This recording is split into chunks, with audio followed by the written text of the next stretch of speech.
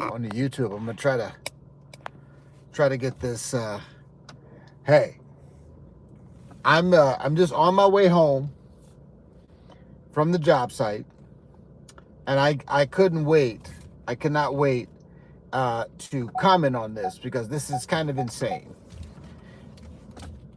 Donald Trump convicted on all 34 felony counts, right? And this is pretty incredible because I'm not going to lie. I don't know why I thought this, but I thought that the chances that they would actually convict Donald Trump on any of these bogus charges was still pretty low. And I don't really know why. Wow, it's raining really hard.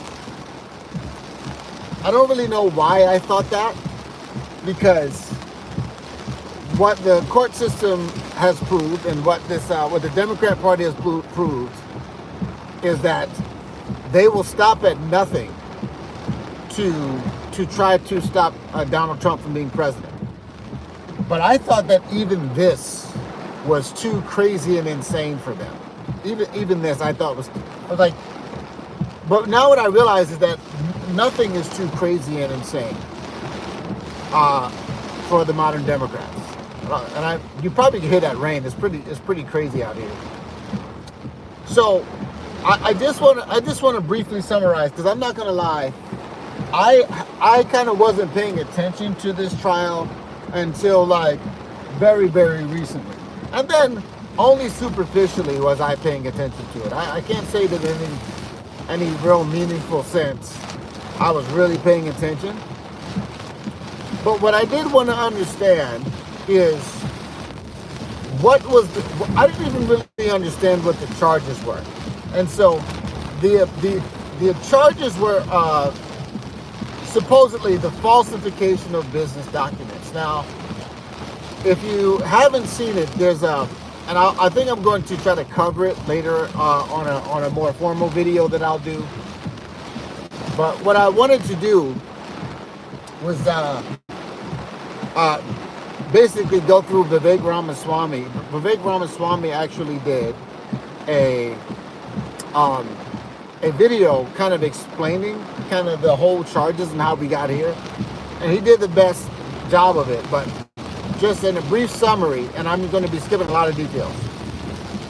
The falsification of business records in the state of New York is a misdemeanor, okay?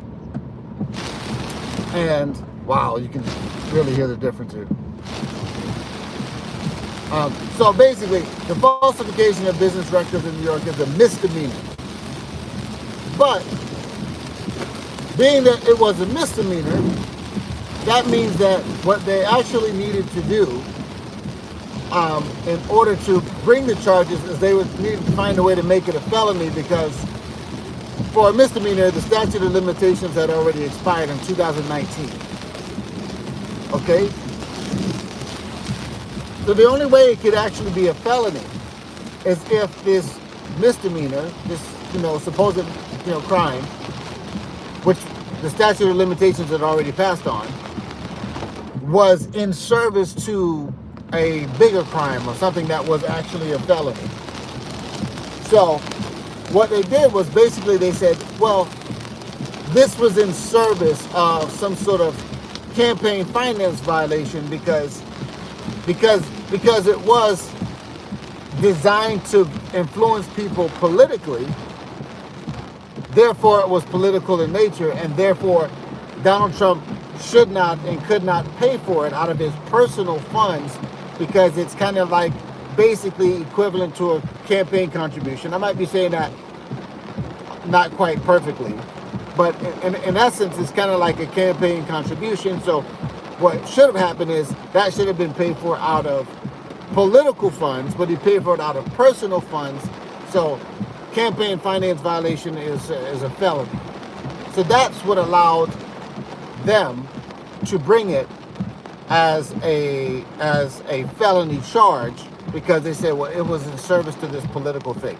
Now, there's all kinds of problems with that, and one of the most important problems is that Vivek Ramaswamy used Sarah Palin as a counterexample. They said when Sarah Palin was running for office, she paid for like some clothing for her basically for her to wear for her campaign out of campaign finances, because in her mind it's like, okay, well, it was designed to influence people politically, because she's saying, I'm running for public office.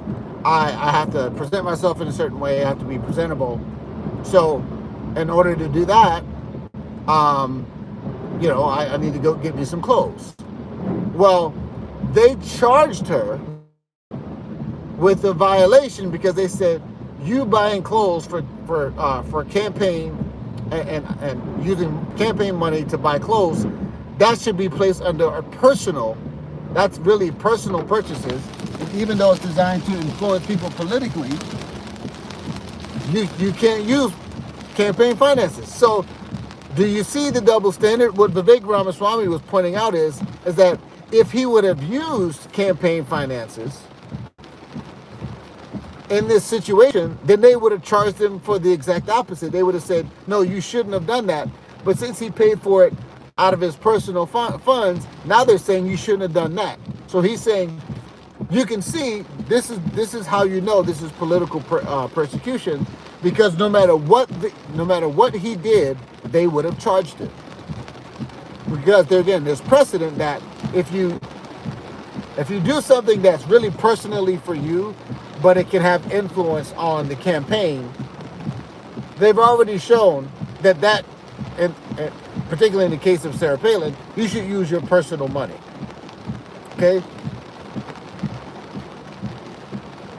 That's like just the tip of the iceberg of this scam that is this trial. And the reason why I even want to do this is because I want to stress to you, and I've always kind of said this, it seems like black people in church are kind of like the last people to wake up. I see a lot of black people that are not churchgoers starting to wake up. Donald Trump's got more black support than any GOP candidate, since you probably have to go back to literally Abraham Lincoln. But that doesn't seem to register for black church folks. Black church folks are like the last people in the world to actually get on board with the fact that the Democrat Party's lawfare and their whole approach is a scam. And it's kind of sad. This is the most blatant example of that I can think of. And so it is raining cats and dogs. I'm trying to drive home. You probably can't even hear me. This is pretty insane. So I'm going to end this stream, and you'll hear from me. I'm going to cover this more thoroughly probably tomorrow. But I hope we wake up. Till next time, friends. God bless you.